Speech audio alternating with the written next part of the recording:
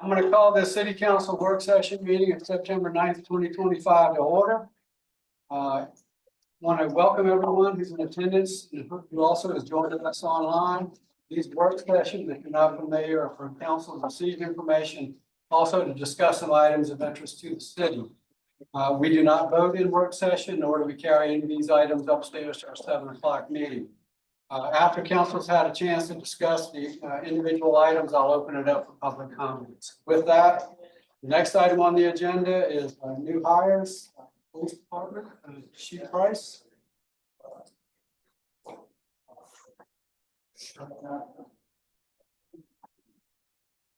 Hey, how y'all doing tonight?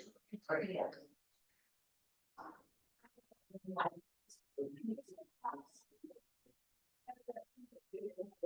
All right. Thank you all for having us here tonight, and wanted to say thank you to the mayor, city council, and staff. I'm here to introduce a couple of our new officers. So this is Deborah Smith. She is a local from Beaufort, and she was an apartment manager before this, and she's joining us as an SRO. I'm glad to have her here. She'll be in our school, and she's great for that. And this is Andrew, and he has spent 7 years in the Marine Corps and 6 in Army, or did I get it back? Okay. 6 in the Marine Corps and 7 in the Army. So grateful to have him. He has prior experience, and we are so happy to have him here on our police department, and thankful for your prior service. So thanks for everything. Welcome. Questions, comments, concerns?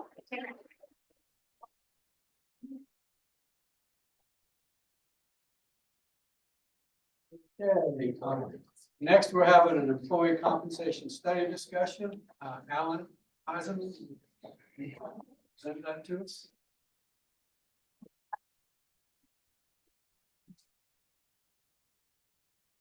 Before Alan gets started, you may recall last time we talked about this being narrowed possibilities down to 2 different options. It's called option 2 and option 3. Option 2 is basically the management advisors and direct also on the station plan. With some adjustments we can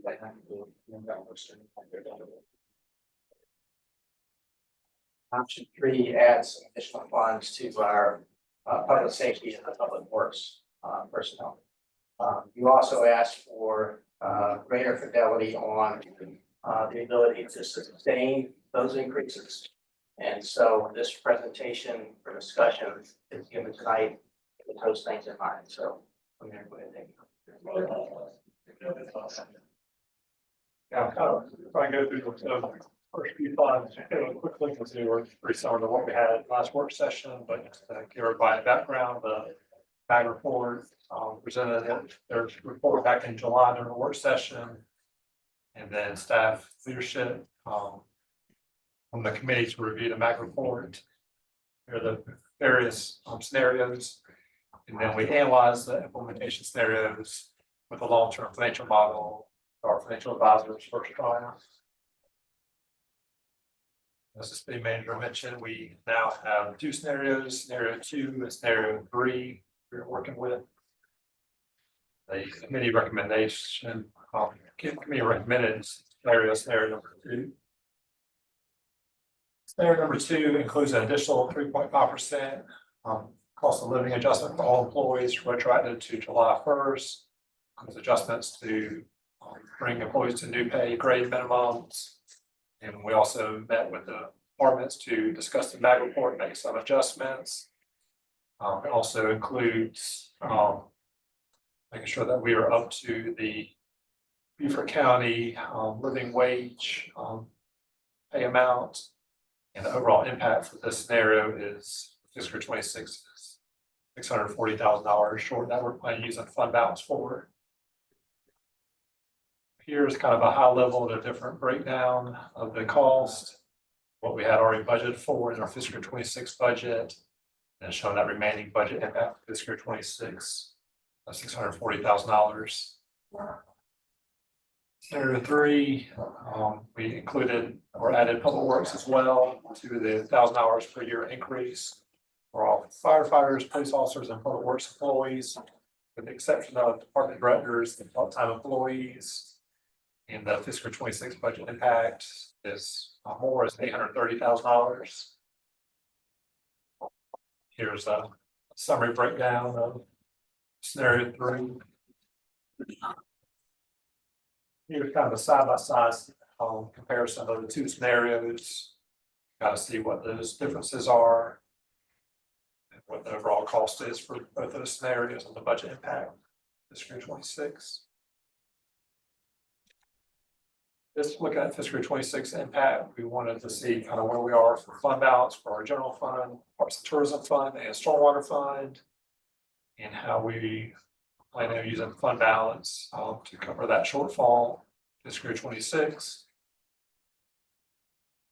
And we looked close on a little more, refined our revenue projections, want to provide a little more detail just to make sure kind of where we are for fiscal year 27, 28, looking into the future. So this is for our general fund revenue projections. You'll see some columns for actuals for fiscal year 24, 25, and what was approved in our fiscal 26 budget. Then we started adding some projections of fiscal year 27 and 28. Kind of see the overall impact, and just to give you some little summary, we have for property taxes trending upwards due to growth in the city, new property coming online and onto our property tax bills. I compared our taxable assessed value compared to this time last year, and we're about $8.3 million more. That now keep in mind that does change from time to time. That's just kind of a number we get from the county, but that's where we stand right now as of June 2025.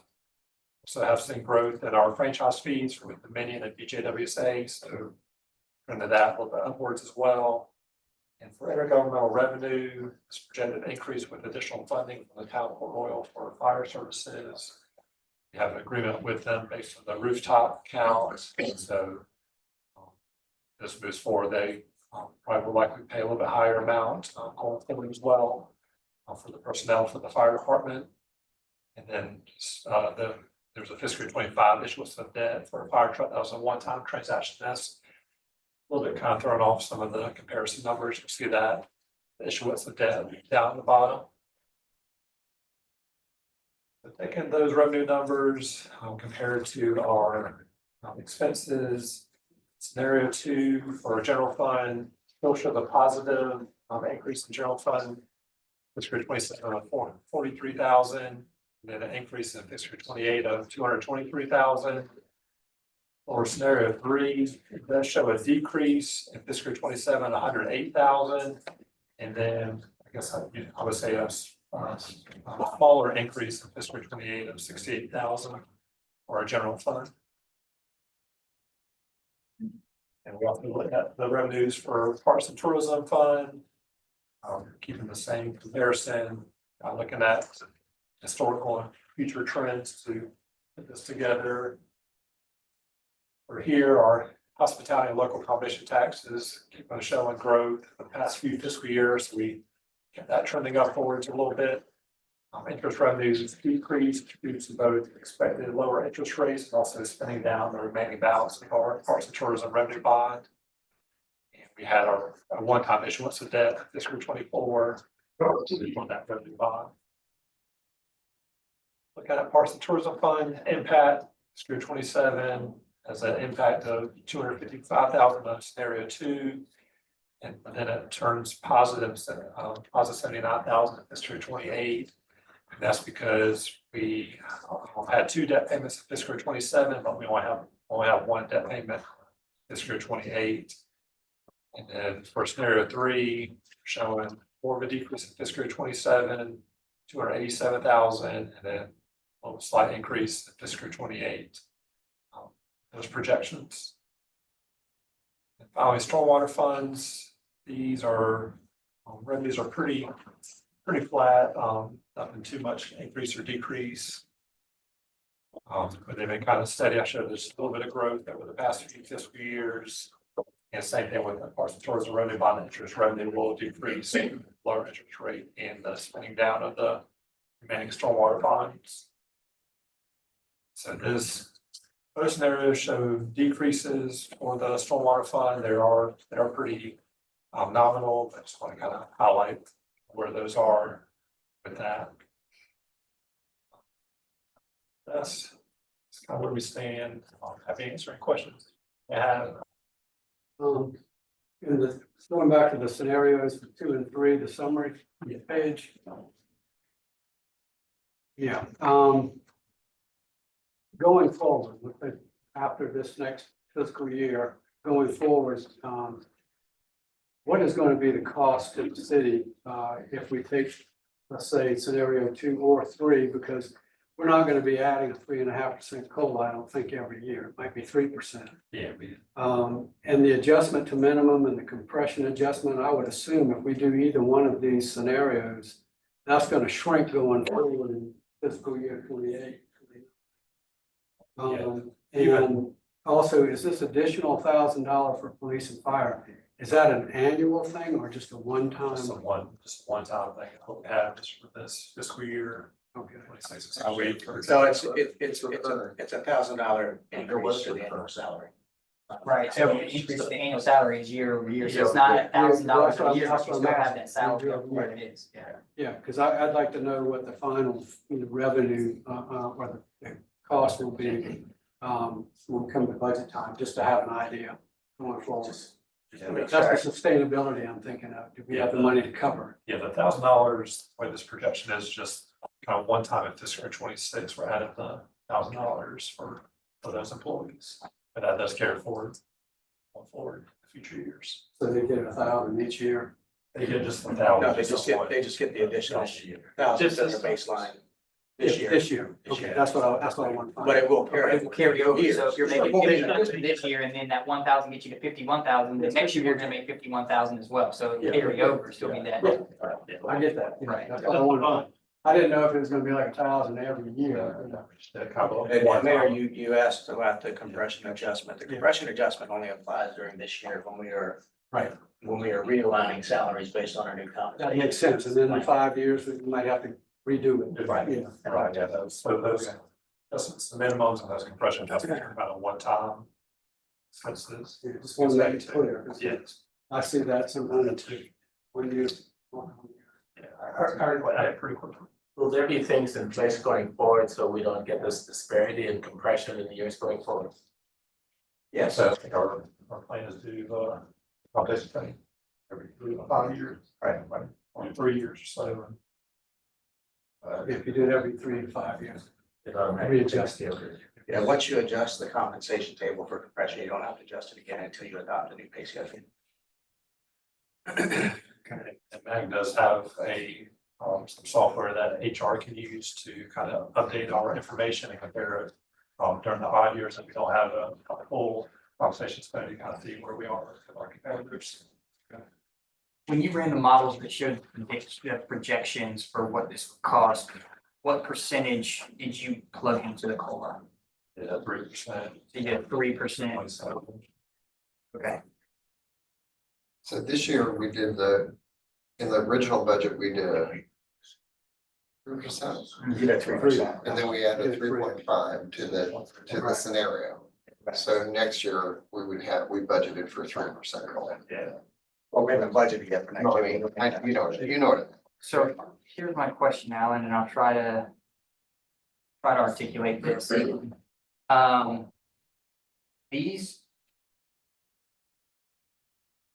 are based on projected revenues that we don't have yet, but our best guess based on the trend of things to determine whether or not we can sustain the cost of the rates, right? So we're using projected surplus to counterbalance a deficiency from basically the last couple of years of falling behind in regards to salary, especially for public works, fire, police. Is there the chance that we exhaust the surplus now and then fall behind again? Because before my time, the city had a study like in 21, which showed that there was a disparity, and then we did the cost of living raises in 23 to kind of bring us back up to par. I don't remember that accounting for any compression factor or adjustment, which may indicate why we need to focus a little bit on that compression piece now. But it really hasn't been 2 years, and we're pretty far behind if we're having to in addition to what we've already provided this year, build in a 3.5% COLA, $1,000 for police, fire, and public works.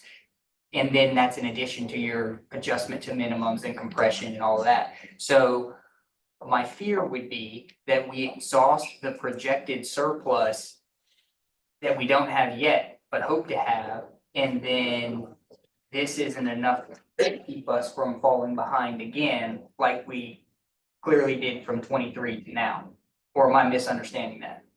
Now, kind of valid points, I guess there's, yeah, we'll have to kind of look year by year, but these are kind of projected revenues that we're showing, but we do have unbalanced over the amounts that we have. I thought we did 5% cost of living raises, which would equate to, 10%, right? Isn't that what we did the last 2 years? To kind of, I thought it was. The city did a 5%, the former city manager had requested that from council, and we did a 5% right, as I was coming from board. Right. And then we did an additional 5% when we adopted the FY 24 budget. Right. So we did total in 2 years' time, we did 10% COLA. And And then now we did a 3% and we're fixing to do 3.5%. So I just find it surprising that we're still, 6.5% behind where we should be, even after a 10% cost of living that we did just 2 years ago. And so my fear would be if we exhaust the surplus now, would we be able to go back and bring ourselves up to par? Should we find ourselves still behind in 28, 27 or 28? I know it's a hard question to answer now, right? I mean, we're going off projections anyway, but it's just the thought as I'm reading this, looking at, our sustainability long-term and then using future projections to determine what the increase should be then.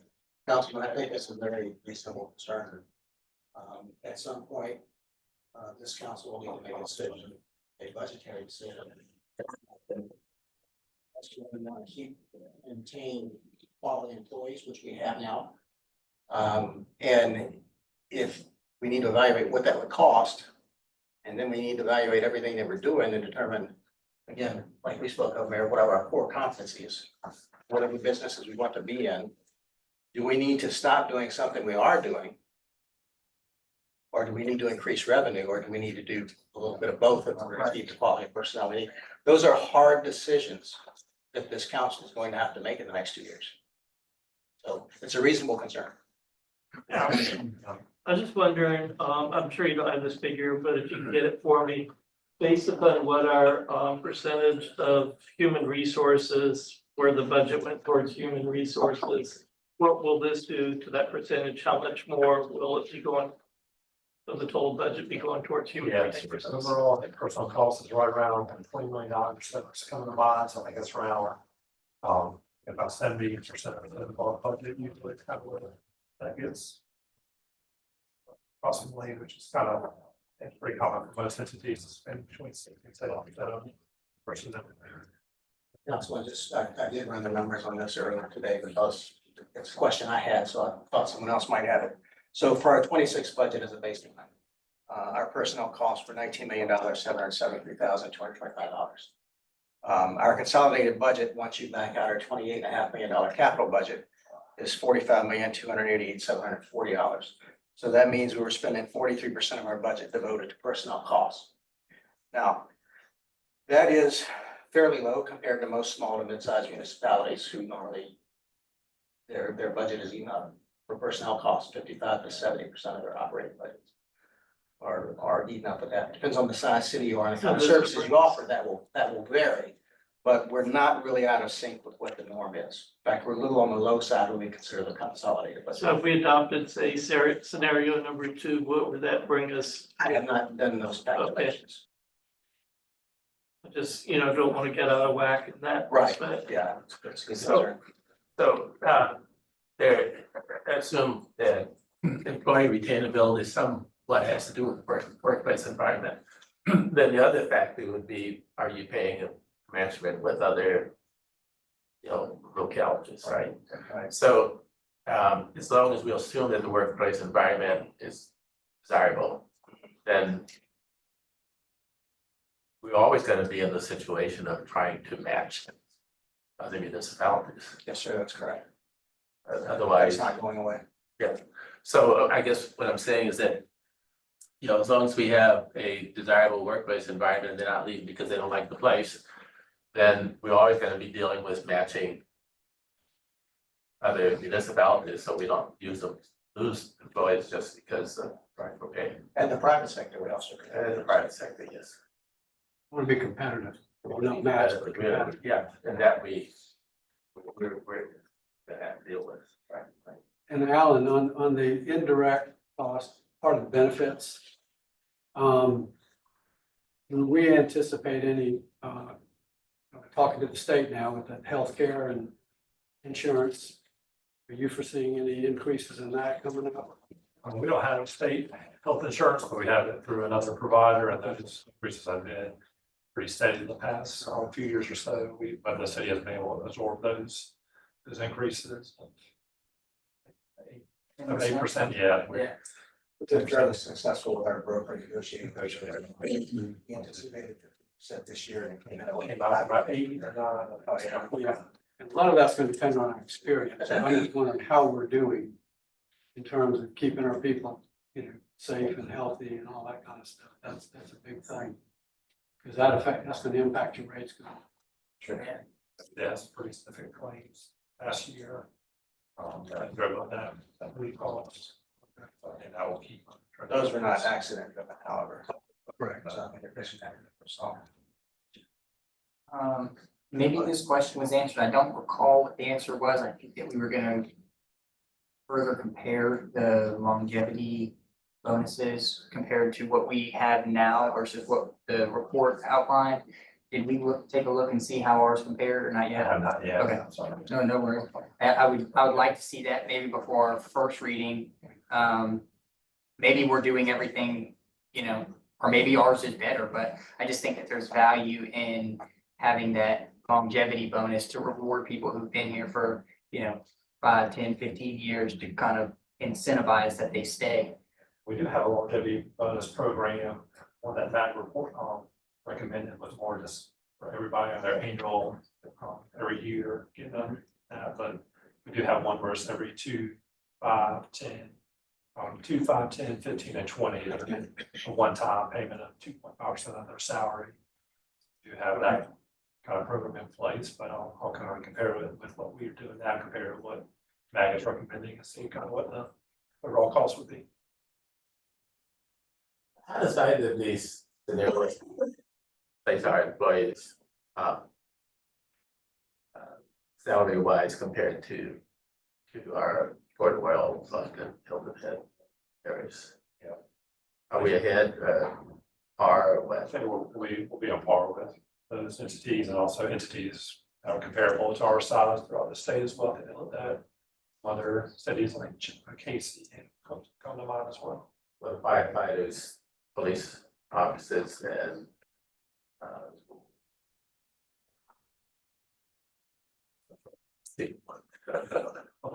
Public works, thanks. Does that $1,000 put us ahead? Slightly ahead, $1,000 does. I guess one way of putting it is the scenario 2 kind of gets us even, and the scenario 3 puts us a little bit ahead.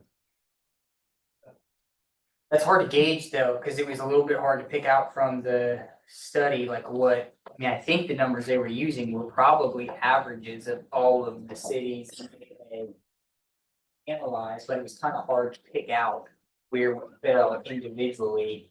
But okay, so the scenario 2 would potentially bring us closer to par, and the scenario 3 would be that extra.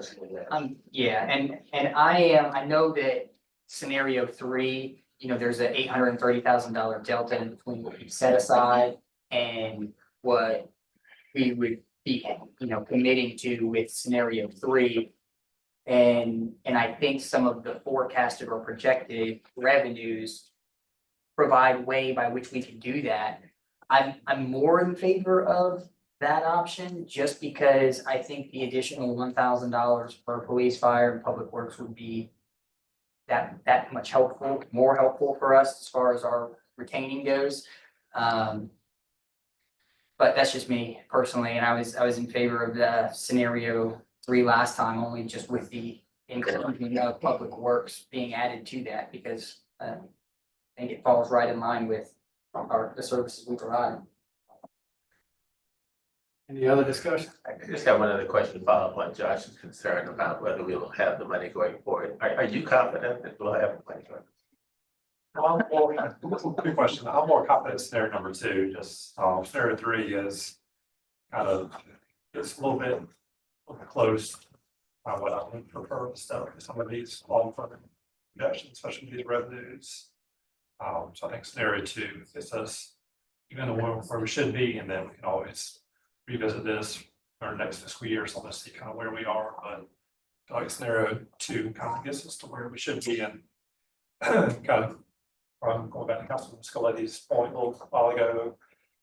I guess I foresee next time we do this compensation study in 3 years or so, I won't have as much of a large amount for this adjustment to minimum or adjustment. I think this is kind of getting us back to where we should be, but if we go forward, we'll kind of keep it up with everybody as well, so it won't be quite significant. So in that vein, I want to throw this out there because yeah, I understand if you're more in favor because of the amount of scenario 2, we'd be at, a $640,000 delta opposed to $830,000. Really, the only difference there is that $1,000 additional amount for fire, police, and public works. Would it make sense for us to kind of do a hybrid and do a 3% COLA and then the additional 1,000 for police, fire, and public works? Because then that 0.5% in the COLA would probably equate to the difference of, the $137,000 or whatever. Would that be kind of a hybrid approach to this?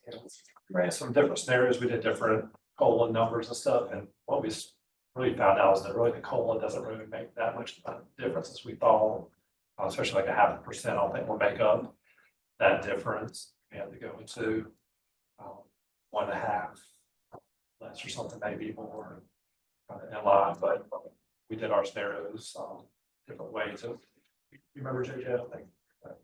I don't remember the numbers, but Yeah. those are pretty negligible. The 3.5% pretty much brings all classifications on par with our competitors. And if we bring down to 3% and we just bump up 1,000 on the other ones, then we're automatically placing those other classifications that aren't police, fire, public works at an economic disadvantage for retention. I'd love to let the police, fire, and public works at 2,000 or 3,000, because everyone in here knows they deserve it, but just being fiscally responsible, I think scenario 2 might be the better way right now for the city, and then if we can later on, once the new projects start coming online and everything, maybe we might be able to bump it up next time, but for right now, I really think scenario 2. But on the other hand, yes, they do deserve. I'm not arguing they don't deserve it, because they really do. Well, as a staff, we can explore when we are putting together a draft budget for FY27. We can explore options for sign-on bonuses that may be a little more robust than we offer now. So that may be a way to kind of offset that if we do go with scenario 2. I'm not saying we should, I'm just saying that's one way. I think scenario 2 is the fiscally responsible. It positions us in a much better position than we were coming into it this year. I think, from a Correct. standpoint of deficit, so. Well, if scenario 2 is what we end up going with, I will still say that I would prefer scenario 3, and the reason is just as you identified, is I think that our police, fire, and public work absolutely deserve it. And we have spent $137,000 plus on other things that I feel like it would have now been more appropriate to spend here on our personnel. If the decision that we're faced with is potentially not providing them the bonus or putting ourselves in financial jeopardy by providing it. So So the committee that was put together, the staff committee to study this, Their preferred option is option 2 is the one that the finance director is most comfortable with, but if you recall from my initial opinion, the city manager preferred option is 3, because I want us to have that competitive edge over our, especially with regard to our public safety. Not an easy decision.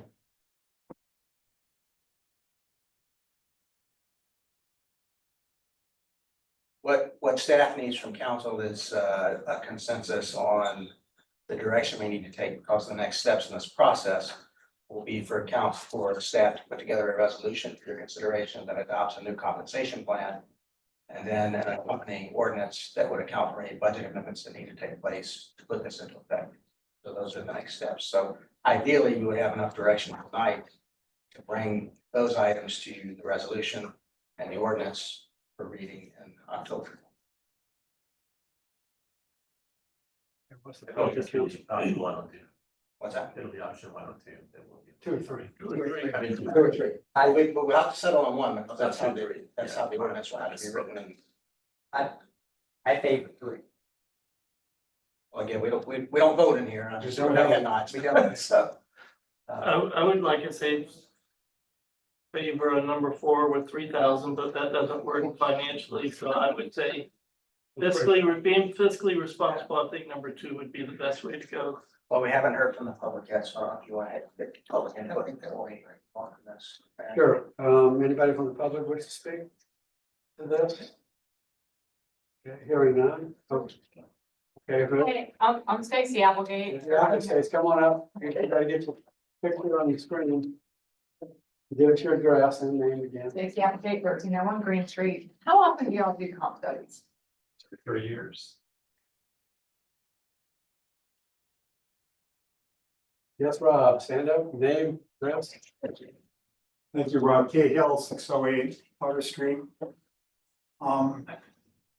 Having worked in public, nonprofit and private sector, I think what I find missing here is some strong leadership advocacy about the value of people to make this city work. I'm like, without hesitation, scenario 3 is a runaway winner. You'll find a way to reduce costs somewhere else, pay these people what they want. Money is a hygiene factor, it motivates nobody, we know that, and yet things cost money. So I would just stand up and just cheer, say like, whoa, this discussion to me is so mild. I'm dying to hear somebody say, listen, these people are what makes this city work. So pay them what they're worth. When I'm giving feedback, when I get great customer service, I say, clone Alan and give him a healthy pay raise. That's my left. Which one, him or the ball? Public service. Thank you, Mr. Cahill. Okay, anyone else? Any men from the public, anybody else on council? You gotta give them some direction, so.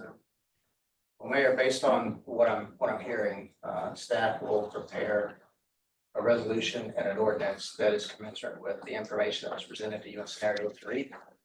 That will be for first reading, and you will have another opportunity to debate it there. When we bring it there, amendments can be made at that time. Sorry, Sounds but good. that's what we'll execute. All right. Everybody in agreement with that? Okay. You got your marching orders? What's funny whether this should be a 2-step process. Whether we vote on 2 or 3, and then we go from there. I mean, because we're not voting on anything in here, Right. so how are we going to 3? Well, you just. Right. You would examine the information that's given to you that's used for the calculations for the budget amendments. The information that's in the resolution with regard to this compensation plan that's presented, and then any adjustments that are desired from there. If it's not acceptable to the council, that would be the opportunity time to debate it and request any adjustments. So during council meeting, I guess September, if we're voting on 3, then if we don't want $1,000, then we would have to have an amendment to take it away.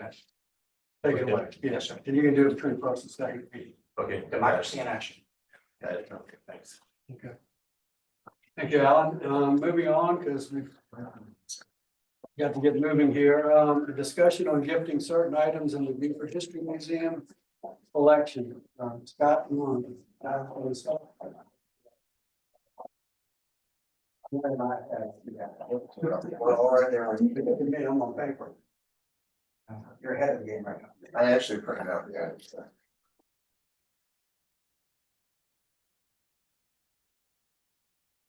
Hey, I recall that we did this last year, Mayor and Council. The Beaufort History Museum has a annual fundraising auction event.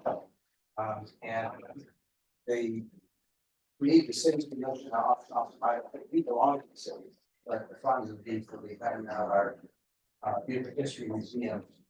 And they have introduced a number of items for your consideration, and the way it works is you effectively gift these items to the History Museum, and then we do that by resolution next month. And then once we gift those items, they're able to auction those items off, and you can see from your staff report here, there are a number of items. Can you talk some of that up? I think there's futures. While you're doing that, just for full disclosure, my wife is vice president of the board of the History Museum. And the auction's being held at my house. I don't really know. That's all. So if you just pull the meeting packet up, it's all in the meeting packet. No, it's in my office. And we have Dave Russell and Peggy Reynolds here. If you just want to. Walk us through this. So this is a Model M 1860 cavalry sword. It's one of the items they want to auction off. Next item is from the Charleston Military Extra, saying the Union is dissolved as an historical document. Newspaper. Next item. So that was an original. It's my understanding. Yes. I can speak to any of this if you want me to. Yeah, you can speak to all of it. Yeah, sure. That'd be great. That would be good. Yeah, okay, good. Thank you. This has nothing to do with the Beaufort History Museum, but on a personal note, I spent a career on Wall Street as an attorney and private equity manager and dealt with a lot of people with a lot of gray matter, integrity and practicality. And JJ Suave, who I worked with closely on the Point Stormwater project, embodied all of that. So very sad to see him go, but we're all fiduciaries for our career aspirations and our families. So best of luck. So anyways, basically, the History Museum is really charged with protecting and displaying and preserving the city's collection of artifacts and art. And part of that, is our fundraising. We get grants, we have ticket sales, we have donations, and we have this annual fundraiser. And this fundraiser is really, we've identified a number of objects, and there may be too many for this auction, but we want to have items for future auctions. We've identified items that we feel that are either a bit tangential to the mission of the museum or local history, or frankly, that are deteriorating in the current state of preservation, which is in the basement next to the furnace or in the electrical closet upstairs. So that's kind of how we identified some of the objects. And I think it's important to note the proceeds from this auction, a decent chunk of those will go towards securing proper space for storage, study, and display in the armories. Some space has come available. It's probably not in our budget to afford it without some events like this. So again, we've identified objects that some are in the hundreds, some are in the thousands. Full disclosure, this item here is a historical document. It's an original, best we can tell. It was in a drawer under many, many other documents. And our feeling is if it's going to be displayed and preserved by the city, great. If not, it could bring in several $1,000s, and that can be used to secure the space where we can be preserving documents and artifacts properly. Oh, Dave Russell, 411 Craven Street. Hey, you want to go ahead and introduce? Yes, yeah, I'm Peggy Reynolds, museum report also. This is pretty cool. This is there's one of two down there. They're practice bombs from World War II, naval practice bombs, 10-gallon, and with very cool descriptions on the side of what they are. And we're gonna display them, probably not, but it's something that could get some local interest. This is, again, at least what the description says, a street lantern from Beaufort from 1900. One of the reasons I included this was there was another one next to it that on the ground that a foot it went into and broken the glass. So I think our feeling is it's got to be preserved, or we should auction it off. And again, we're trying to balance things that have no relevance to Beaufort with things that have relevance to Beaufort. They're going to attract attention from people and get the museum and the city more recognition, but also attract bidders, frankly. This is a happened to Citadel, 19th century, we think later 19th century. It comes with a box also, an original box, best as we can tell. And again, not Beaufort specific history, but enough local history where we feel there'd be people that'd be interested in it. John, is that yours? The brass is dim enough so that it might be mine. Just kidding. This is what it looks like without a back wheel. A high wheel, Unicycle. high wheel bike. Joe, fix it. All right. Yeah, it's a neat object. Is it gonna be displayed? You know, probably not. Has a later paint job and it's missing the wheel, but you know. Yeah, I want to comment on this one, and you know this, I don't mean to take his thunder, but this was made by Arthur Rose. No. You sure? Okay, I'll hold my comment. We're coming up on that. Okay. Yeah. All right, That's the unicycle. It's slightly confusing, for sure, in the description. okay. Now we go. Okay, now we're going on to the art, and that was my category that I worked on. I was attracted to these paintings. They're all have been in the basement or in storage since 1970 or 1980. And I discovered through digging through files that it was a committee called the Fine Arts Committee in the 1970s that was formed. It was Ridgway Hall and Harriet Kaiserling and John Trask Jr. The three of them were art lovers, and they said, why don't we invite South Carolina artists to Beaufort and bring their original works with them, and we'll put them on display in a public place for all to come see. And then we will have a judging contest and pick the winner for that year. And that winner will come back to the museum and we will keep it. All the other art was for sale for the public to buy if they wished.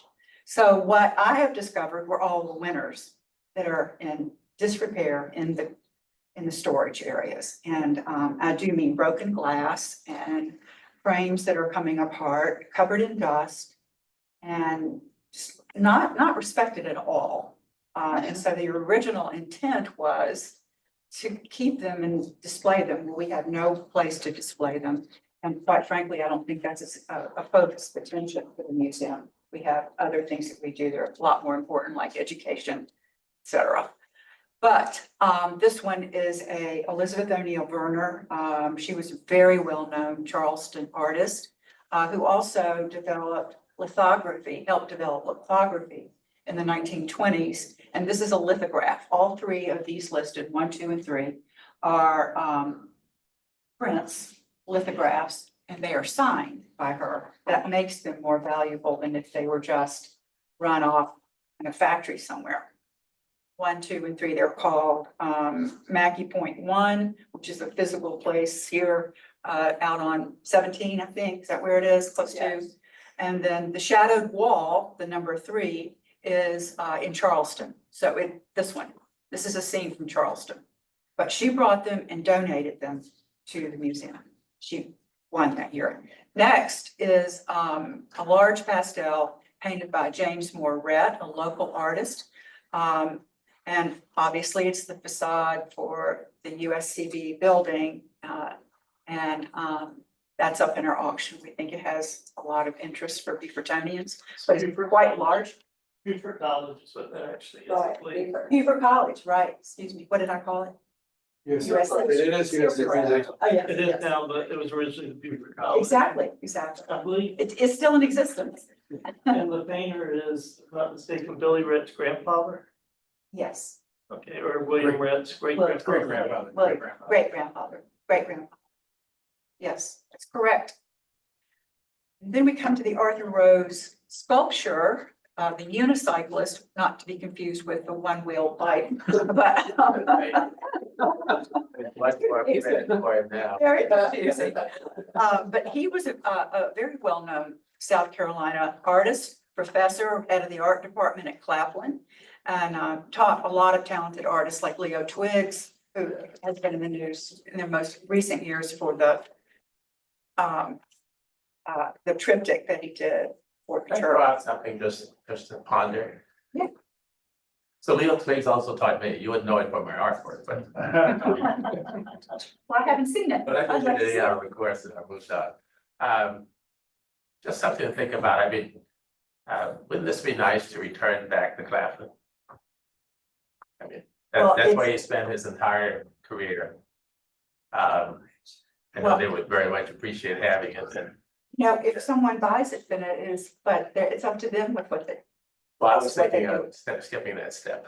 Well, I don't know. I don't have that authority. The city. Yeah, I know. Let's make a deal. That's why I'll Yeah, find the maybe. West. That's why I'll find the West. I'll start us off at $5. That's why. That's why I'll find the West here now. You don't. Just got my thought. So that's why I'll find. I think that's lovely. That's lovely. Just a second. That's why I'm fine with West here now, and I just wanted to speak, so I did, run afoul of any, regulations by speaking, collectively to everyone. So it's just a thought. If it doesn't fly, it doesn't fly. That's really cool. I think we're all open to everything. Yeah. The next one is a really beautiful watercolor by Virginia Fouché Bolton. She's a Charleston artist, and this is a Shem Creek, it's the name of it. I didn't have it reframed, but I did have new glass put in it because it was broken. And it's a very delicate watercolor and survived since 1970, 50-something years of storage. It's beautiful. The next one is going to be our featured art, if we are gifted it. The Mary Faulkner painting of, it's also a watercolor of the Saltus Building. She lived in Beaufort during World War II with her husband, who was a pilot at the Marine Air Force Station. She painted this, and when I saw it, her name was not visible. The entire painting was water damaged. We thought, we uncovered it and discovered it was not water damaged and just rematted it and reframed it. And it's pretty fine. But anyway, she has exhibited in New York City and sold to people that we all know. Duchess of Windsor, Jackie Kennedy, Onassis, Queen Mary of England, Cole Porter. She sold her art to them. So she was quite prolific and quite well known. And then the next one is by Charles Parnell. He is a Charleston artist, and this is also a watercolor. And this is called Side Eye's Place, and that's slightly south of Charleston. On Jack Island, Side Eye Limehouse. Jack Island is where, yeah. And then the next one is a abstract by John O'Neill. He was a watercolor teacher, professor, and artist in Columbia at USC. And Dave is going to talk about the last two art works because he kind of instrumental. The gentleman there is Stephen Elliott, a famous Civil War Confederate general, standing in front of Fort Sumter after he defended against Union onslaught in 1864. This is probably late 19th century. The artist is James Reed Stewart. One of a couple different reasons we thought about this for auction. Number one, it's very, very large. It's hard to tell. I mean, it's inside an electrical cloud. We're trying to take these pictures, but very, very large. It's damaged and needs probably 3,000 to 5,000 of restoration. And I think, frankly, is it gonna be displayed? Is it gonna be displayed in City Hall? Is it gonna be displayed in the museum? And if it's not gonna be displayed, it's gonna continue to deteriorate. And there's, some local interest already from people who are descended from Stephen Elliott. So that's something we thought would be a revenue generator. And also, again, it's not gonna see the light of day, try to sell it and for some funds so we can preserve what, the city really wants to preserve. The second thing are two panels, you can see with a fair amount of paint splatter damage, very large panels that were done, I believe, for the 1962 300-year anniversary of John Ravoux coming to Paris Island, done by a local artist. I believe the last name was Sanders, unknown really besides that. The thought here also is they're very, very large. We can't display them, especially the ones with I believe the Yamasee Indians needs a lot of restoration. And again, from a subject matter standpoint, are these going to be displayed anytime soon in the city or at the museum, if we have room at the museum? Talking about if we do. Oh, yeah, I think also, these last two especially, the Elliott and the Ravoux, I think we could put a condition on them during the auction, whether it be legally enforceable, but certainly morally enforceable, if you will, that the winner would agree, if we had a special exhibit at some point where we said, look, we're gonna have a special exhibit of either things related to the Civil War, related to John Ravoux, landing at Paris Island, would they loan them back for a special exhibit? Because frankly, these are going to be special exhibit type of items. These are just not going to be permanent display anywhere as far as I can see in the near future. I might be able to help you out with the painter of that. Okay. I have a booklet from Oh, good. that celebration somewhere. If I can find it. It's signed. They found a signature through forensics that's down below the rock. Yeah. Where Charlie Potter is. Wow. Yeah, Uh-huh. Sanders is the name, but We can't read the I first tried to name, do a bunch of searches online. I couldn't really find anything else. but we can't figure out the first name. It's kind of covered in white paint by accident. But the portrait that we're talking about is it's over 6 feet tall. It's almost 7 feet tall. It has a huge gash in the forehead right here. And it happened during moving it from one storage area to another. So it's been around in the storage somewhere and has been moved and damaged. And quite frankly, that's unacceptable. Council, any questions, comments? I'll just say that I appreciate all the work that the History Museum has done so far to get these pieces and determine the history, the relevance to Beaufort or the surrounding areas. I spent a little bit of time as the liaison for the History Museum, and be quite frank, the mayor is definitely a better fit for that board. History is his passion, and I don't even think I can pretend to care enough about history as much as the board does. I mean, the amount of effort that you guys volunteer yourself for is definitely appreciated. And I went to the last auction. I actually bought a sword that I still have that's mounted in my office. I love it. There's another one. And Yeah. I think the study that I found early when I got on council, I think it was called The Good, the Bad, and the Ugly. It was basically a depiction of, some of the artifacts in the museum, and it was dated maybe even as far back as 2013, a while ago. But it was just a true shame at how much history was lost because of the storage. And so here, now you give potential opportunity for some of these artifacts to be preserved past where they are right now. And so while, it's hard to see some of what could be relevant to Beaufort go, I think that it ultimately is probably the better scenario for these artifacts and for their longevity. So I hope that I will be able to attend the auction. I have no opposition here. I would like to see, you know, a little bit more about what maybe the plan is. I know you mentioned maybe some more storage, you know, with the revenue that comes from this. I'd like to see a little bit more about, you know, what the plan is for the funds. But I think it's very hard to argue that this is the most appropriate thing for some of these artifacts that have been neglected for a long time. Josh, the people on our board can certainly help you with some of those answers. They're sitting behind me here.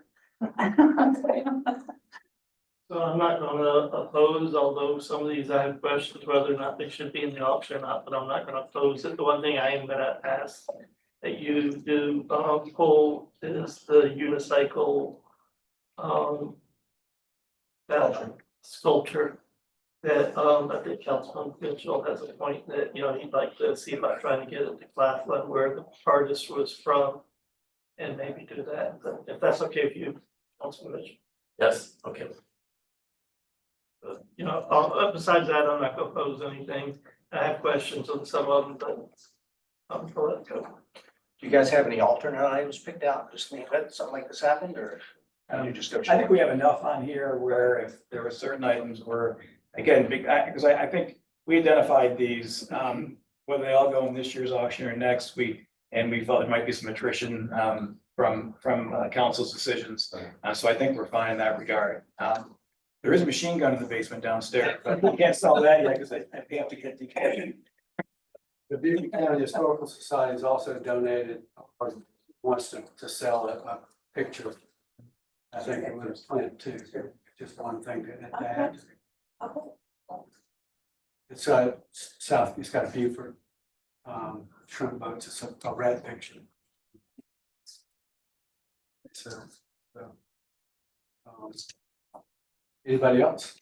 Any comments? Mike? No. Anybody from the public?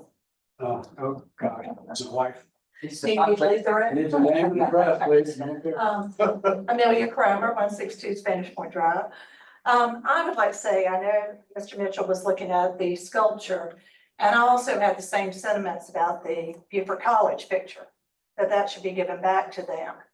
But I feel like these things were given to the museum. If they're bid upon, you know, hopefully USCB or the Beaufort College will bid upon those and get those pictures. So I do feel that we need to, if we give one back, then we're going to be caught in a conundrum of what to do with other things. I just wanted to share that. And this has not been easy being a Beaufortonian. My parents have been here for generations and generations and seeing some of this go, but the condition in which it's being kept, it's falling apart. We have fabrics that are falling apart. We're losing things. So it's better to go ahead and have it benefit the museum somehow than to continue to deteriorate. That's it. And thank y'all. So I want to thank you for that, Amelia. In my thinking, I assume that this might be an ongoing annual event. I think it would give me some time maybe to even talk to President of Claflin to see whether this might be something they would be even interested in. And then, you know, if they're not, I was gonna bid on it anyway and then donate it to them. But I think that a year might just have some time to kind of sort it out, and then we might be able to deal with it more knowledgeable next year. Or in the interim. Or make a suggestion too, if you're gonna talk to Claflin, maybe we let it go forward, and then when it comes before us at council, you can make a motion to have it pulled at time. If they say, you know, if they want. I don't know, I don't have time. Okay, it's just a suggestion. Anyone else? Anybody from the public? Joe Mack, 1809 Boundary Street. Yeah, just comment about the high wheeler bike, the penny farthing. Yeah, I looked at it before I come over here. It said 1885. And you know, it doesn't take much to put a wheel on, but who knows, that old sucker is older than everybody in the room. So if I had the wheel lying around, you could certainly have at it. Actually, the oldest bike I ever worked on it's the most beautiful bike I ever touched. 1952. And it was ridden in the Olympics in Helsinki, Finland. And the daughter lives on Ladies Island. Her daddy pedaled for Canada. a 1 kilometer time trial race. Didn't look like that bike. It was a fixie bike, dark green. It was called a Chinelli Viking. And had like a Brooks saddle. And then from the nose going to the top tube, it was so old, it had this wild looking rod going down for like maybe some kind of extra adjustment. But yeah, Fuji bikes started in 1899. I ride a Bianchi. They started in 1885. Oldest bike company in existence is Bianchi. So I've never ridden a Pennyforth and don't know if I want to try it, but I'm kind of crazy. I probably would. But yeah, that's it. Thank you all very much. Thank you. Anyone else? I think regardless of what happens going forward, we need to work with the board about finding a way, because this is the city's collection. We have to do something to preserve West Loud. So we need to get our heads together to see what we can do as well from our standpoint. So that's something that we need to discuss. We have lots of stuff still in the storage. A lot of it has to do with things that have happened in Beaufort, like movie posters that were signed by the movie stars that came to Beaufort, things that the public could be very interested in. We have a lot of wonderful things from the, 1900s, but a lot of it goes way back. Some of it doesn't go so far back, but it's still of interest and still needs to be used. Appreciate all you do. I think you can get it down on the table. We can move forward with this. We have to do a formal resolution though, to gift it to you, I guess. Yes, that your auction November 6th? Yes. Yes. And I know y'all want to advertise as soon as possible. Yeah. Right? Thank you. Thank you for your time. Okay. May I ask a question? Mayor, may I ask a question? So, right, do you want dinner tonight? May we go ahead and advertise, and then if something comes up that we can't sell it, we just pull it? Is that acceptable? I mean, is it all right to go ahead and publish these on our website so that we can get them out there? And then just pull something if we need to, which is a board decision for us as well.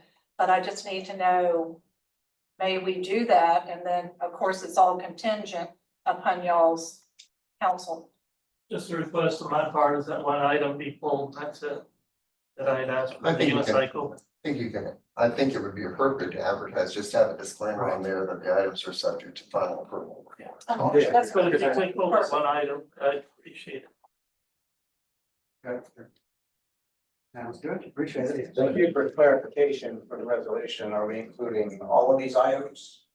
And then if we get significant information about. He's saying not to have it. No, I don't want to be under the pressure of a month to try to make all this happen. I can't schedule between now and then, so, yeah. All right. Accept the offer.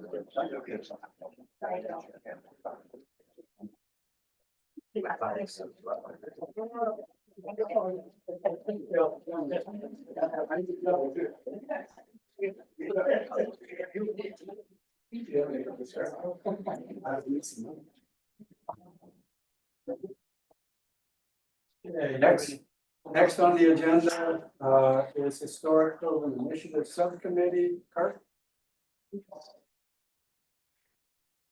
Hello. If you all remember at the strategic planning session, there was a lot of discussion about, I guess, the historic district and the rules for the historic district.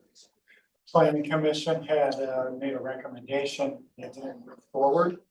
And the chairman of the Planning Commission and the Historic Review Board both were at the meetings and discussed kind of coordinating and kind of coming together and trying to figure out maybe the best path forward for some changes to history. So with that initiative, we started meeting informally, not formally, and we included the chairman and the vice chairman of both boards. And then also we included HBF and the Freeman's Art District as well. Because that's a pretty good cross-section, I think, of everybody involved, the main players of this story. We had a lot of meetings, informal meetings, just to, how do we want to move forward? What are we thinking with this? Just a lot of ideas, a lot of debates. I'll say a lot of debates about the historic district. And I think what was finally settled on is that if we were to move forward, there's a lot of initiative, a lot of movement that could be had with everybody working together.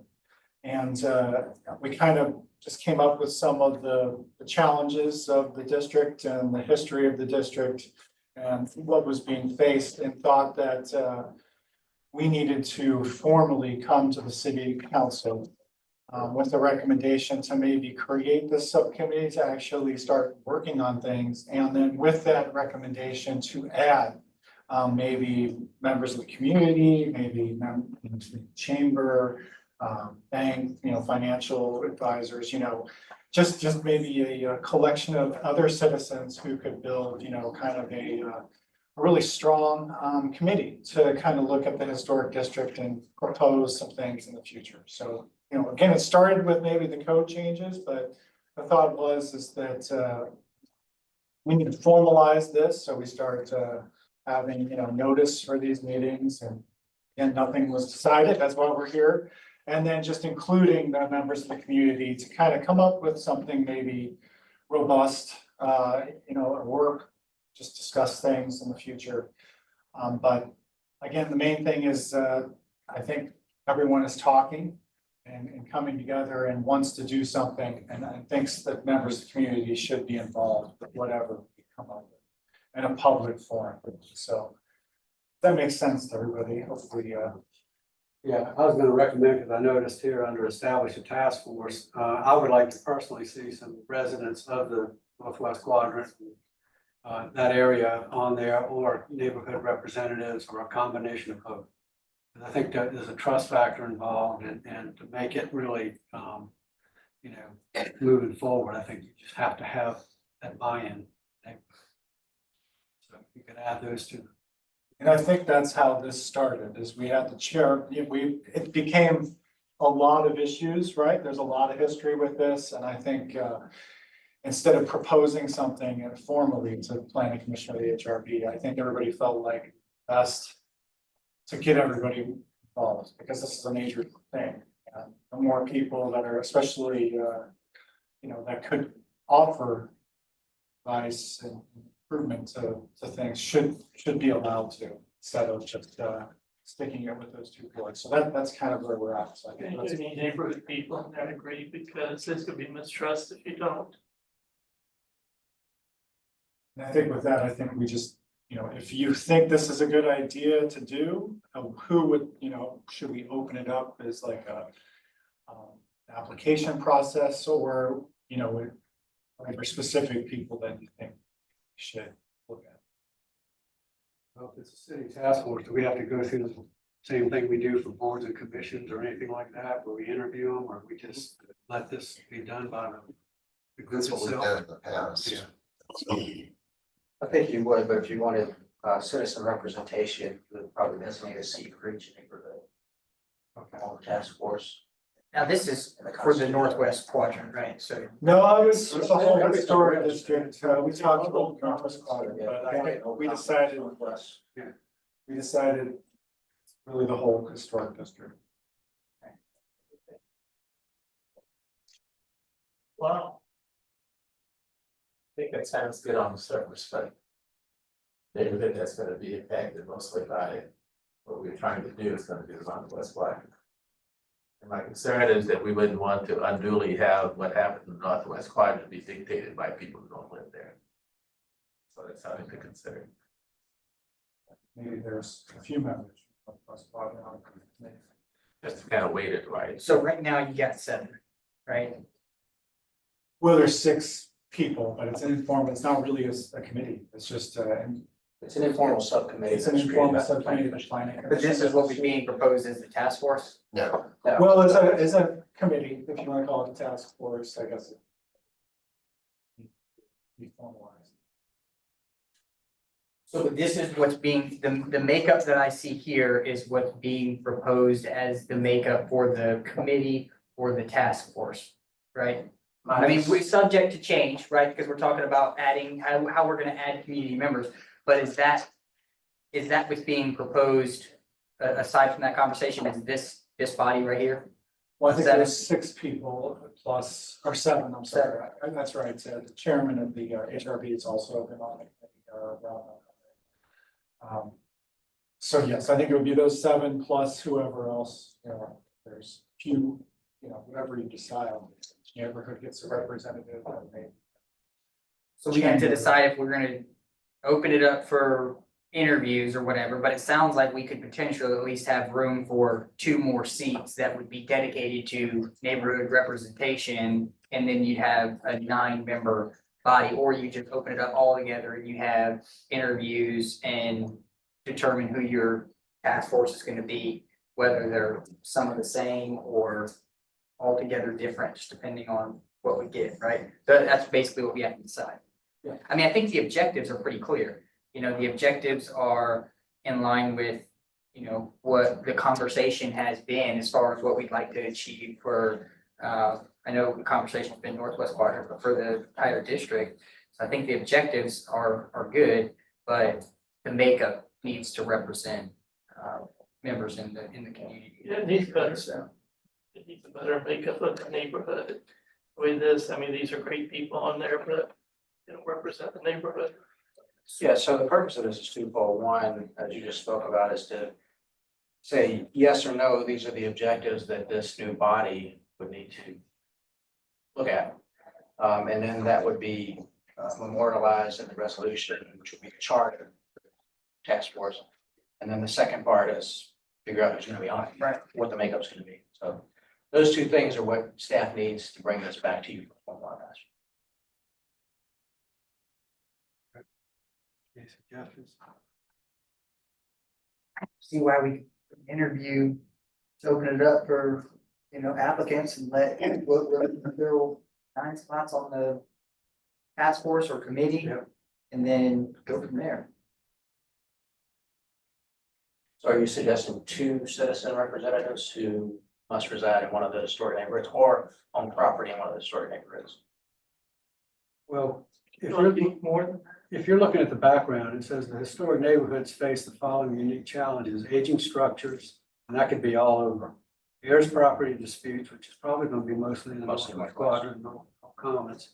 And the economic pressures threatening historic buildings, while residents grapple with limited resources and distrust from past urban renewal efforts. So most of that's we're talking about, in my opinion, you need to have representation on the Northwest Quadrant, period. need more. Because you've got the Historic Beaver Foundation, they're gonna be looking out for historic structures and all that. So to me, you've got to get some residents, neighborhood representatives or something from that area, Old Conn's Northwest Quadrant.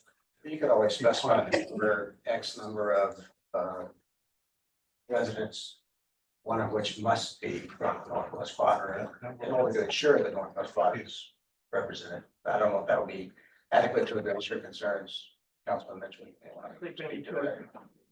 I think that if each of the other neighborhoods are represented, then I think it should be weighted by 1 more in the Northwest Quadrant. Oh, I have to find. I'll go with that. So what we could do too is, because there is value in having representation from the boards, right? Because they're familiar with what we already have in place.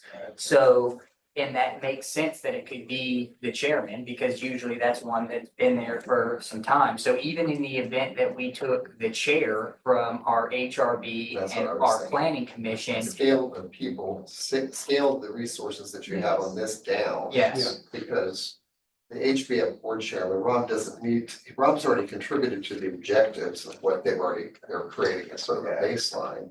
So I think by streamlining the 7 that we have here into it, perhaps even half of the numbers there, and then let the rest be infill with residents. That's exactly where I was going. So you could have the chair from HRB, the chair from PC, a representative from HBF. And you could have those as dedicated seats, and then you could have 4 seats open for applicants and Correct. make sure that focus is community members. Yeah. Right? If you have 4 residents, you can specify that 2 of them must come from Northwest Quadrant. Northwest quadrant, right. Did you want to? Yes. I think so. So if you did that, Same then as our district, yeah. it'd be 3 citizen representatives. 3 or 5. Or 5, yeah. So then you can have a majority citizen. I would be good with that. If we felt like that wasn't going to be too much, I'd be good with 5 citizen representatives. The chair from HRB, chair from PC, a representative from HBF, and then representative from Freedom's Arch District. That'd be good. That should work.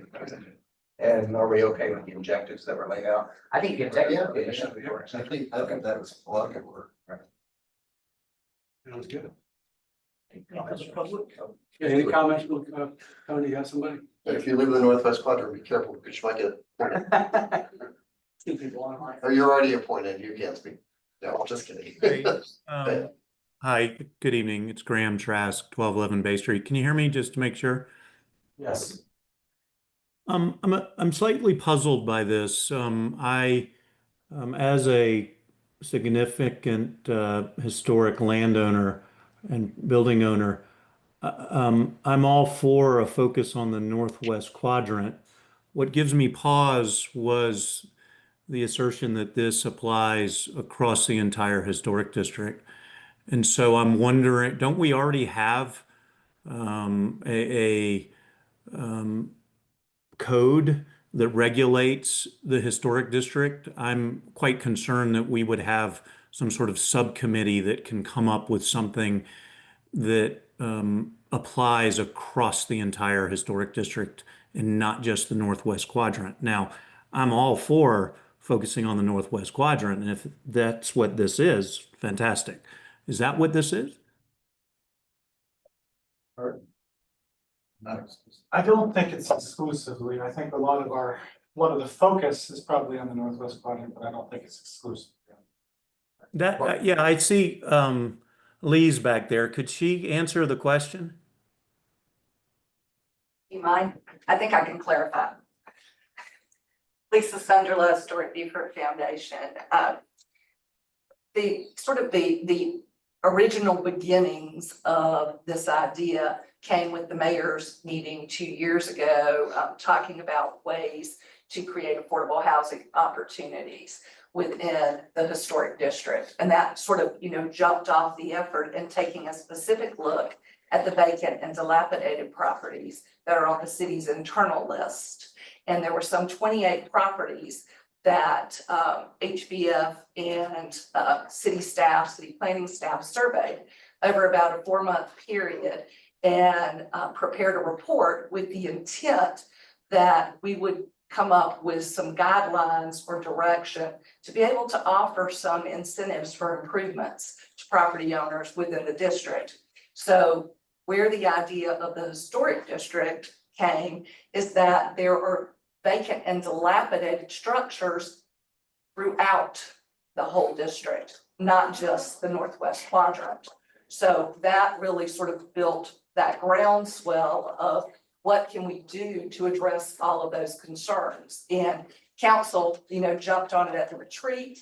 And so this was a step from Kirk, from the planning department, of how can we actually get some traction and be able to do something that is significant within the district. And when this ad hoc subcommittee got together, our first discussions were mainly centered on the Northwest Quadrant because that had the bulk of the concerns with the Northwest Quadrant. But Old Commons also has issues, and there are a few properties also on the point that were considered a part of the vacant and dilapidated list.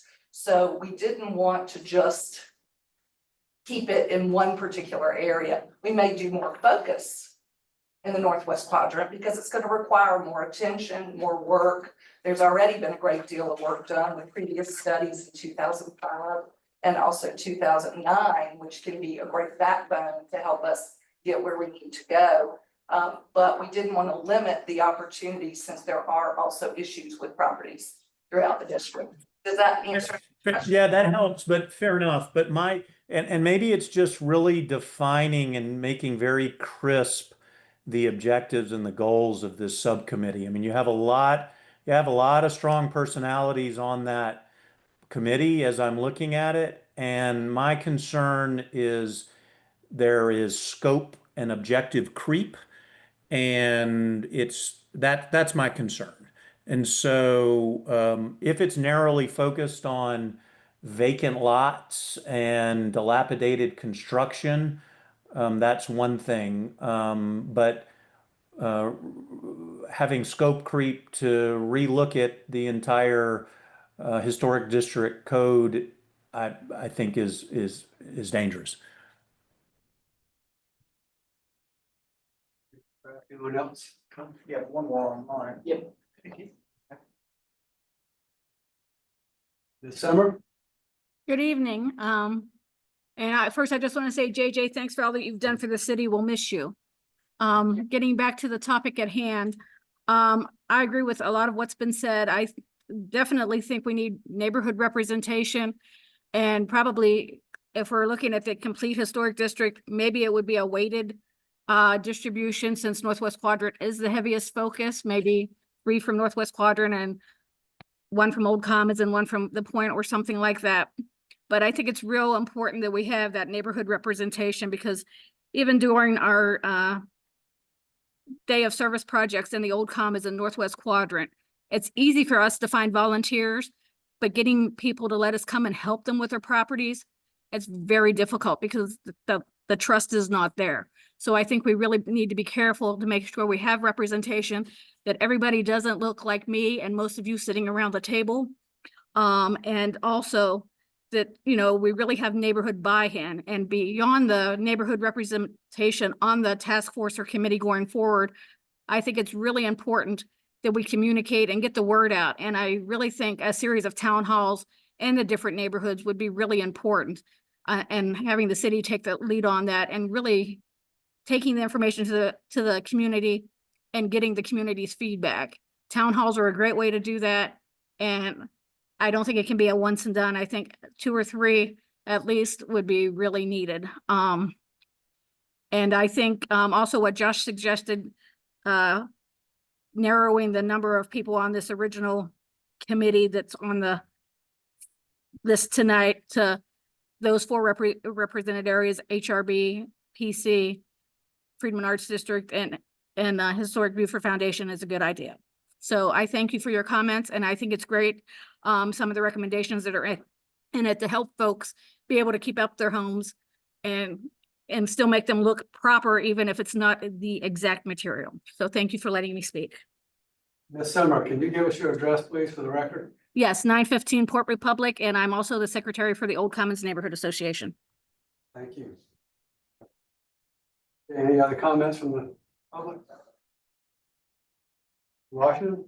This young lady was first. You can go first. I don't have a problem with that. Listen, I was taught ladies first. Oh, I still got it. Okay. If my name's Henrietta Good, and I guess all of you guys know who I am, but my thing is, I think you guys spoke on it pretty well. Representation is a definite. You can't tell a person why, what, when, and where if you've never been there, if you've never seen it. My thing is, go back to what Josh said, what you said, let's do a 9-panel. Ask folks from the community. That's a historian, that's a historian. That's a granddaddy historian. Charles, so get folks, before you make final decisions for anybody, at least get some opinions. This group, the subcommittee, nobody even knew they existed. So I really think they need to reach out, like Peggy said, to get some feedback from the community. It can be 1 town hall, 2 town halls, but find out what they need, why they're in that predicament before you make any decisions. Thank you, Ms. Good. You got her. Oh, 1308. 1308. Mark, go ahead. That's correct. So I guess I have to ramp up, I really am from Poplar. Name and address before we start. Fred Washington Jr., 804 West Street, Beaufort. See this? See what it says? And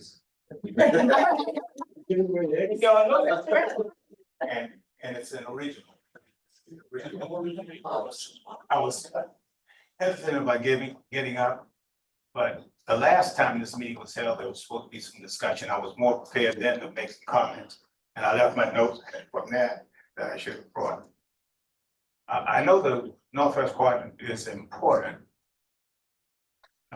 The entire city is important. And if you want to see what used to be the Northwest Quadrant, look at the Old Common neighborhood. You would be surprised at the change in the demographics in the area. And what you're doing is what's now Old Common is going to become eventually Northwest Quadrant. I'm not sure of all of what you're trying to put together. The one thing I know is that if Beaufort, at least my hometown, born here on Paris Island, love it. And I always thought that Beaufort was unique in a way that people lived together. Our neighborhoods were more integrated back when I was growing up than they are right now. And that's just reality. Now, it can't continue to be as maybe as integrated as it was, but that was a charm. Because what you had people of different background, different economics living together.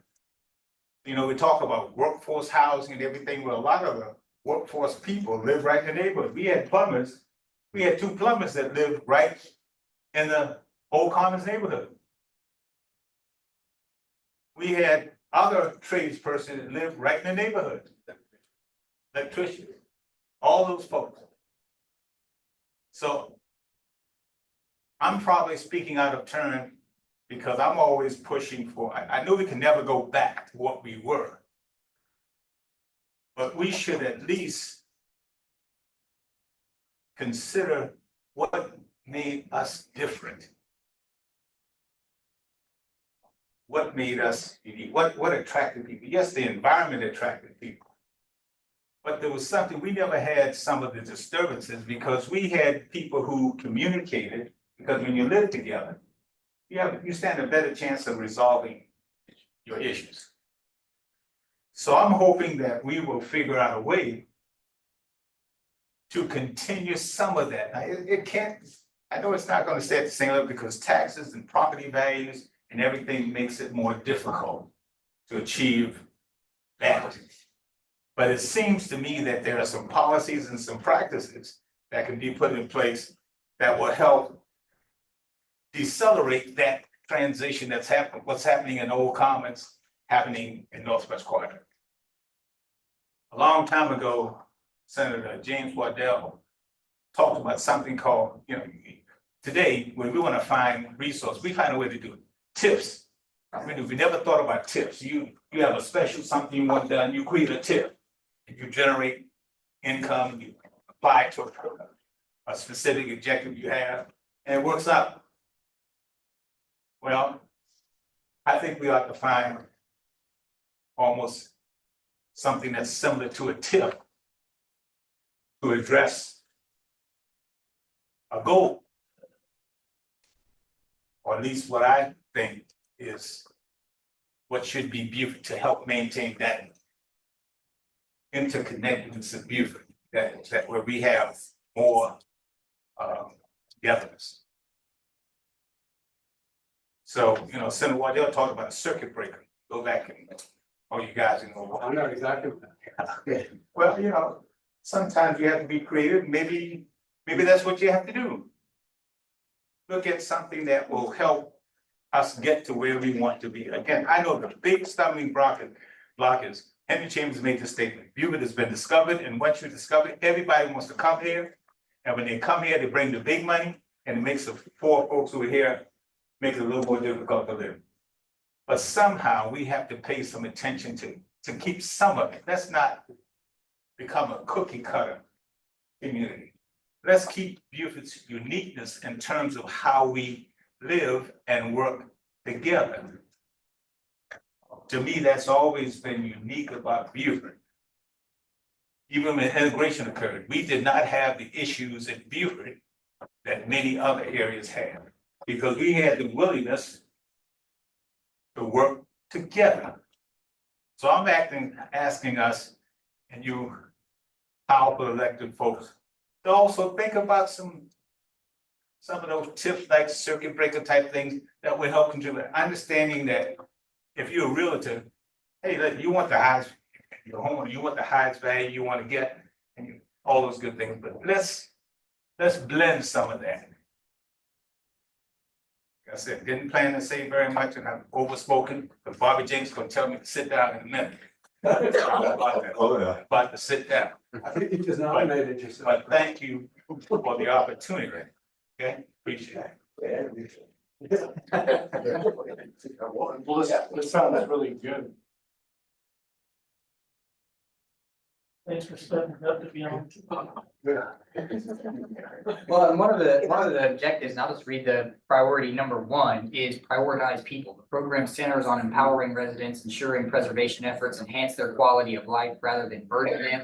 Community questions identified the following factors: people over buildings, heirs property issues, economic capability, trust or willingness to participate, and title issues. So I do think that even the objectives laid out here is focusing on the people opposed to the buildings and the structures themselves. And I do think that's part of what was missing before. And so if we can get the right makeup on this board, then I think that's going to ultimately provide the solutions, hopefully, that lead us in the right direction. So I think also, Councilman's flipping the process, so it's no longer top down, which from long discussions, it sounds like that's been the history, where you have the community maybe kind of spurring change instead of, you know, the other way around, which has been done for 50, 60, 70 years. It would be a big improvement. And I think having the 5 and 4, you know, I think then you're basically setting a stage where the community is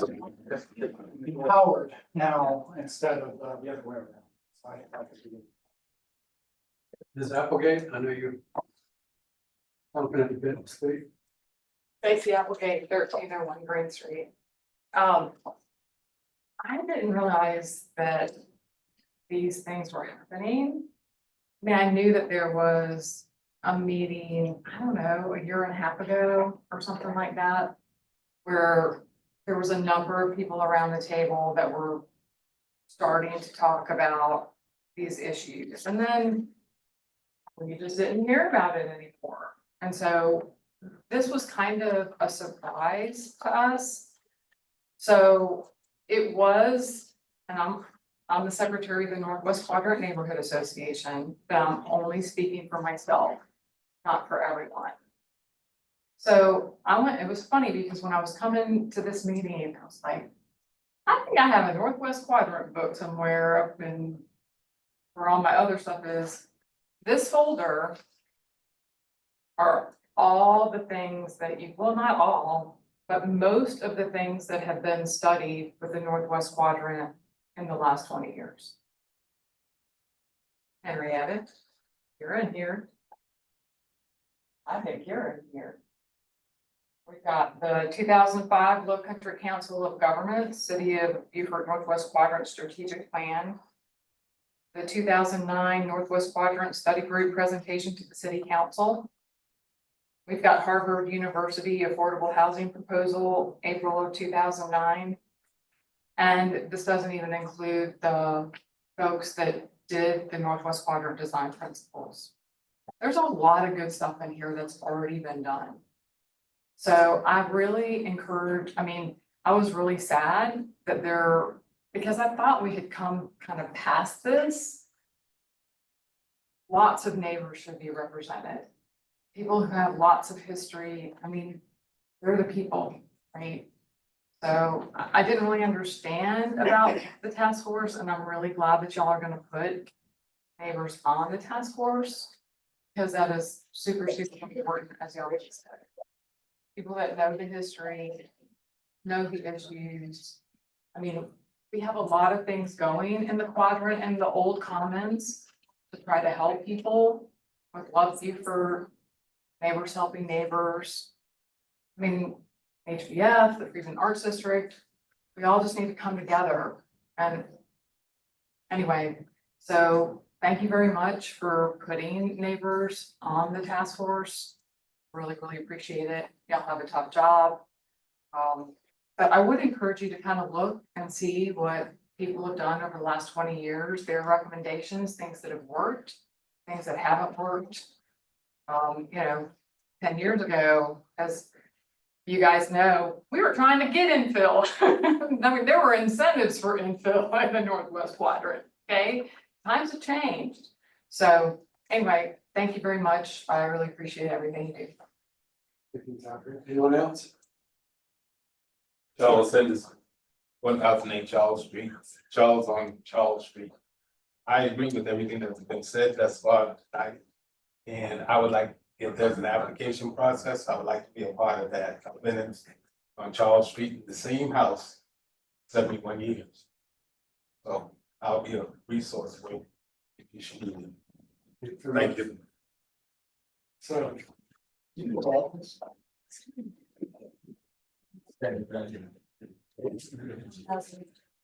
Jared Madison, 2618 Holmes Drive.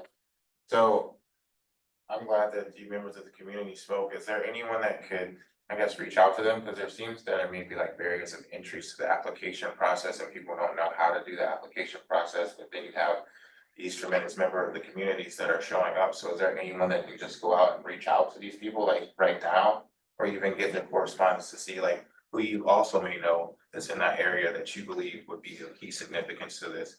I think it needs to be easier for the people to be able to jump on board with this, because even though we live in a technology advancing society, like that necessarily doesn't mean that everyone has the resources to hop online, do this, fill it out. I think it should be made easier.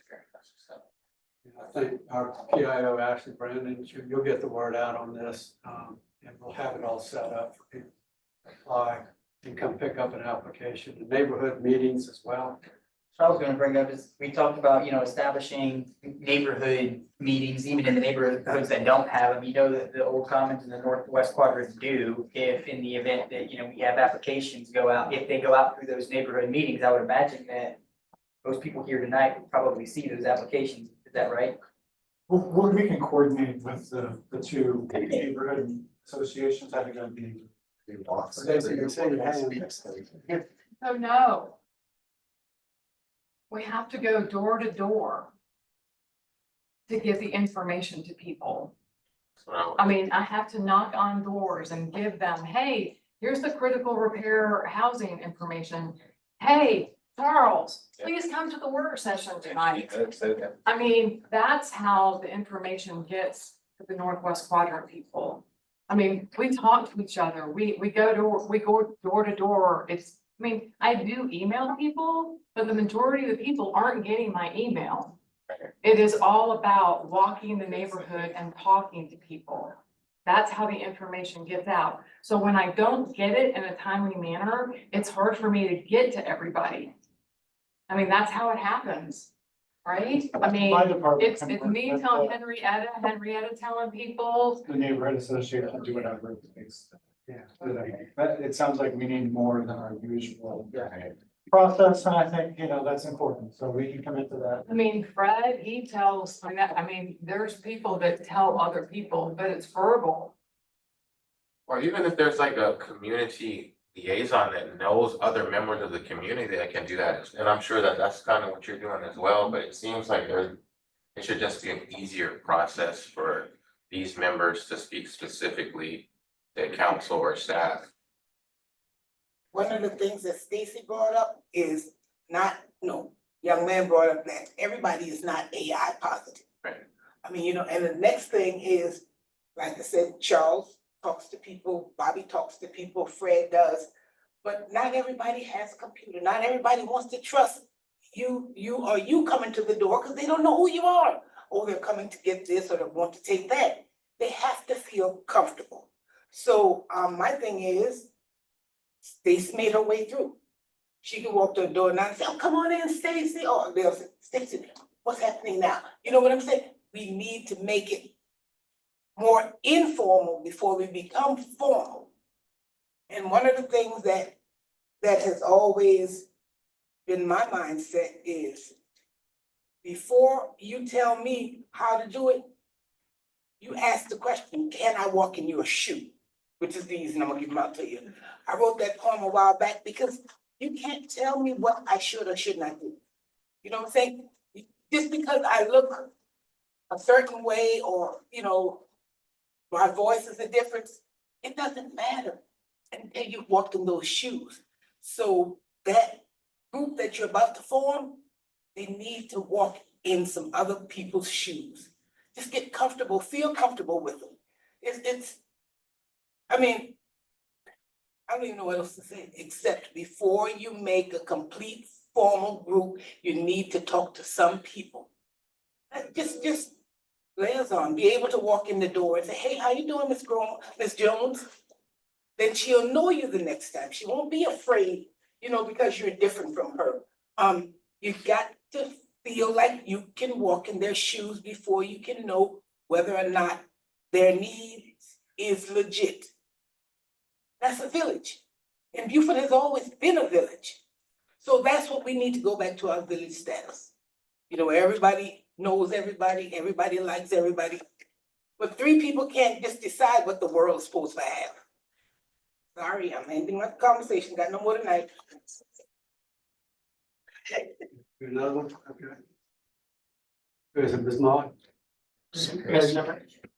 It's Peggy Simmer again. I just wanted to echo what Stacy and Henrietta have said. Yes, it is hard to get word out to everyone because so many people are not on the internet or don't have access. And so anything that we can do, I am so grateful that when I was the ombudsman for the city of Beaufort and when Kathleen took over in a full-time position, that we finally got a hard copy newsletter to go out a couple times a year, because at least people are getting the information a couple times a year, but we really need to push that information out in other forms that's not just electronic. And with the town hall meetings or anything, if we can put some signage out in the neighborhoods, that would also help. So anything that you can do that's not electronic would be most appreciated. Thank you. Thank you. Anyone else? I think we know what we need to do to get the word out. So step 1 will be bringing the resolution to you next month to formally charter this group. And then we can be prepared to immediately advertise for it and go out into the neighborhoods, you know, where all the right points of entry are. And perhaps we can put some doorknob hangers, signage in the neighborhoods as well. On how to apply. All right. That sound good with everybody? Okay. Thank you, Kurt. Next is a discussion of proposed traffic calming measures at Bellamy Curve and possible elevated boardwalk. So real quick, Mayor and Council, I know we have a couple of items I'd like to get to. Can I don't know if we will, but I think we can get to this one.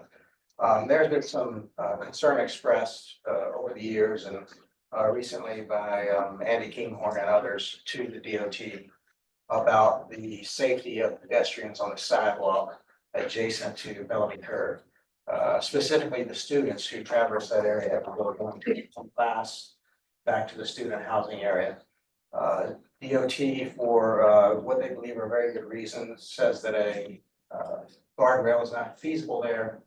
However, we did meet with them on July 31st at USCB with some other representatives from other local governments, as well as Representative Shannon Erickson.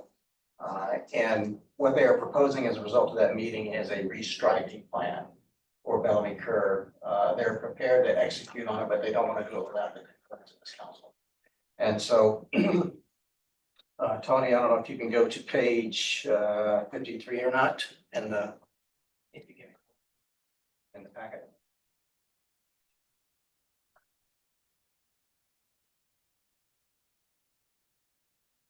Packages. You said 53? 53. So.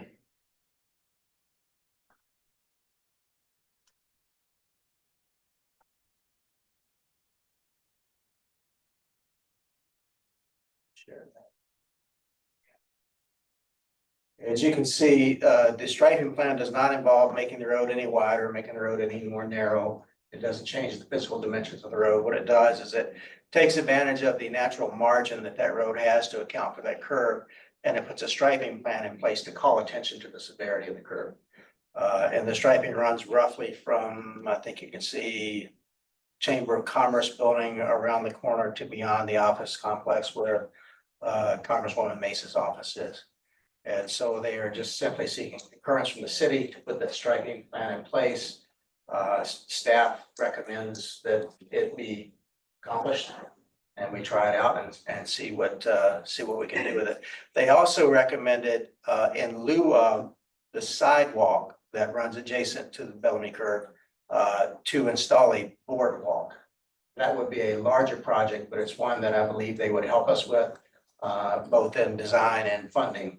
And we will put that into our capital projects plan accordingly and move forward and work with them on that project as well and keep them informed on where we are and get your permission at the appropriate times for that project as well. But they can proceed immediately with the striping plan to help calm the traffic going around that curve. In addition to the striping, do you think the speed strips might help out some? We can speak with them about that to see if rumble strips or speed bump or anything could be associated with that. That would slow it also. I mean, like the ridges. Is it, I mean, ridges in the road? Some kind of thing to slow the cars down so they're gonna have to slow down. Not a speed. Well, that would just, not a rumble, speed bump. rumble would just let them know they're going off the road or something. You know, Or that they're approaching it. no, more like in the road, I'm talking about like these little speed strips, similar to the, bumps, but not as bad Like a as the speed bump. hump.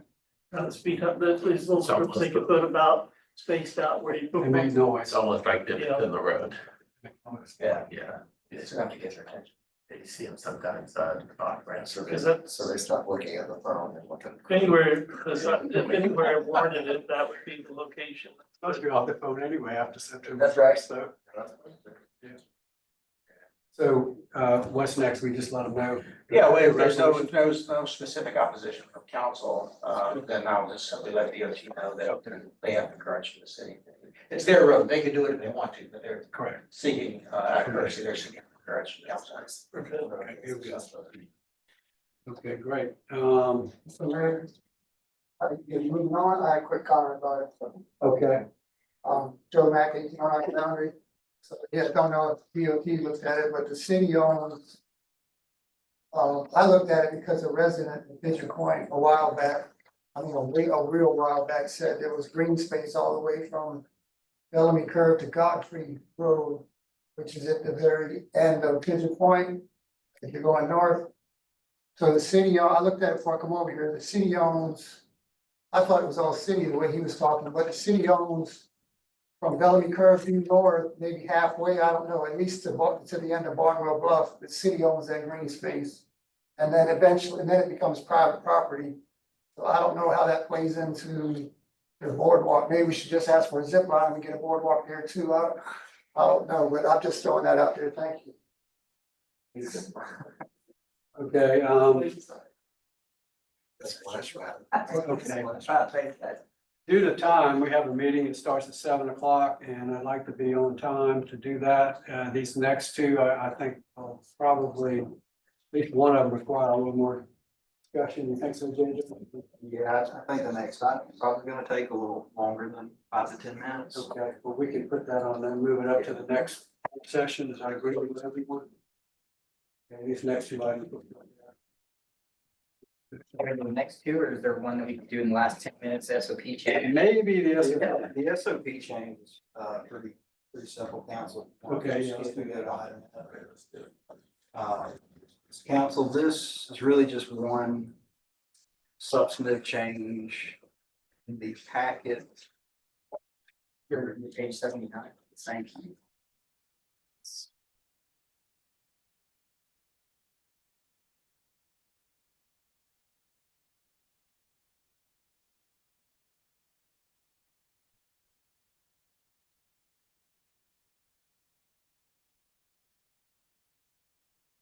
On page 17 of the city council standard operating procedures manual.